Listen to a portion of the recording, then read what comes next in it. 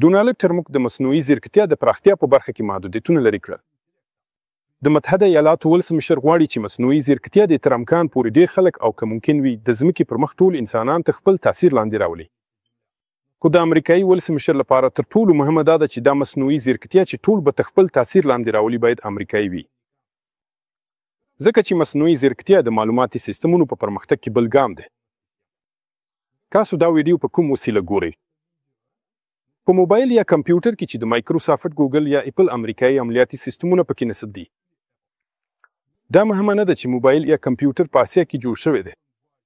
امریکایانو یوازې ګران تولید بل ځای ته انتقال کړی او له ځینو لګښتونو یې ځان خلاص کړی دی. د کمپیوټرونو او موبایلونو لپاره چې کومې ټیکنالوژي کارول شوي دا ټیکنالوژي هم زیاتره امریکایي دي. او تاسو دا ویډیو په کوم پلیټفورم ګورئ؟ په امریکایي یوټیوب کې. یوټیوب دومره لوی او دومره نړیوال دی چې په ځینو هیوادونو کې حتی خپل ملي ویډیو هوسټینګونه نه لري. او هلته چې شته هغوی نشي کولی د لوی او ځواکمن امریکایي یوټیوب سره سیالي وکړي.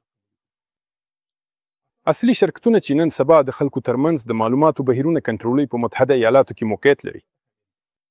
ګوګل، فیسبوک، ټویټر او ډیر نور دا ټول امریکایي شرکتونه دي او دوی د امریکایي دولت تابع دي. امریکایانو د انټرنیټ هارډویر برخه جوړه کړه، امریکایانو د انټرنیټ سافټویر برخه جوړه کړه. امریکایانو ټولنیزې شبکې او ویډیو هوسټینګونه جوړ کړل. اوس یوه نوې اختراع راڅرګنده شوې ده چې په عامه توګه ورته مصنوعي ځیرکتیا وایي. موږ به دا نه څېړو چې دا څومره هوښیار دی او څومره به انسان ځای ناستی شي. موږ ته دا بېمعنه فلسفي بحثونه نه دي پکار. اصلي خبره دا ده چې دا د معلوماتي سیستمونو په پرمختګ کې بل ګام دی. یو نیوروسیټ جوړول او روزل لسګونه او حتی سلګونه میلیونه ډالر لګښت لري. دا عادي وګړي ته ډېر زیاتې پیسې دي.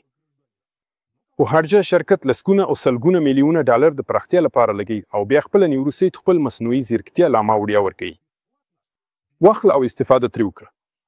دا څه شی دی؟ دا څه ډول کاروبار دی چې دومره زیاتې پیسې پرې لګوي او بیا هر څه وړیا ویشي؟ هو ځکه چې دا ارزانه ده. یوه ستراتیژیک بمبارډر همدومره قیمت لري څومره چې د ټولې نیوروسیټ جوړول لګښت لري. یوه الوتکه وړونکې بیړۍ او اټومي اوبه لا ډېرې ګرانې دي، لسګونه میلیارده ډالر. خو بمبارډرونه، الوتکه وړونکې بیړۍ او بتلان ټانکونه او نور ټول وسلې ډېر زیات ته اړتیا لري. مصنوعي ذهن جوړول د وسلو جوړولو او د پوځ ساتلو په پرتله ډېر ارزانه دي.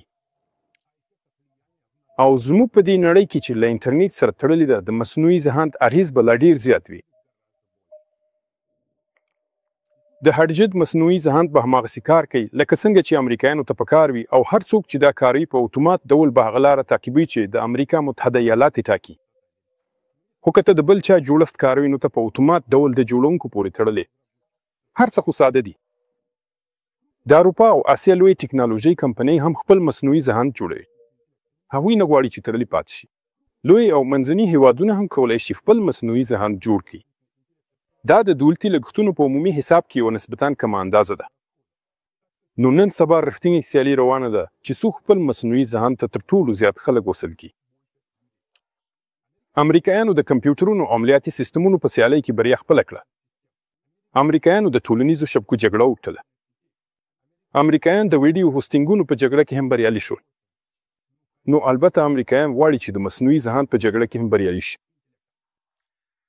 همدې لپاره ټرمپ هغو امریکایي شرکتونو ته چې مصنوعي ذهن جوړوي 100 میلیارده ډالر ځانګړي کړل او ژمنه یې وکړه چې لا نور به هم ورکړي څو د امریکا متحده ایالات د معلوماتي سیستمونو د پرمختګ په نوي پړاو کې مشري ترلاسه کړي. ډونالډ ټرمپ په رښتیا هم ډېر ثابت قدمه دی. هغه د امریکا د متحده ایالاتو د نړیوال ځواک د ساتنې او زیاتولو په لاره کې دی. د ټیکنالوژۍ نوې کچه د مشرتابه لپاره نوې مبارزې ته وده ورکوي. که څه هم د دې محدودیتونو لرې کول به حتمي د امریکایي ټولنې لپاره ناخوښه پایلې ولري. خو په حقیقت کې نه یوازې د امریکایانو لپاره بلکې د هر چا لپاره د نفوس لویه برخه به خامخا زیانمن شي. مصنوعي استخبارات به موجوده قوانین خورا بدل کړي. موږ باید قوانین بیا ولیکو، یعنی د خلکو ترمنځ د تعامل سیستم بدل کو کوم چې تل نارضایتۍ او ستونزې رامنځته کوي. خو دا د امریکایي اشرافو مانع لرونکې قرباني ده. دوی به د لاسه ورکولو په پرتله ډېر څه ترلاسه کړي. دوی به په معلوماتي سیستمونو کې نړیوال ځواک وساتي. د داسې هدف لپاره ځینې قربانۍ ورکول کېدای شي. که څه هم په راتلونکي کې به د امریکا مصنوعي استخبارات د امریکایي اشرافو دښمن شي، خو دا لا د مخه راتلونکي برخه ده چې شاوخوا 10 کاله وروسته به پیل شي، او موږ به په دې اړه نور هم خبرې وکړو.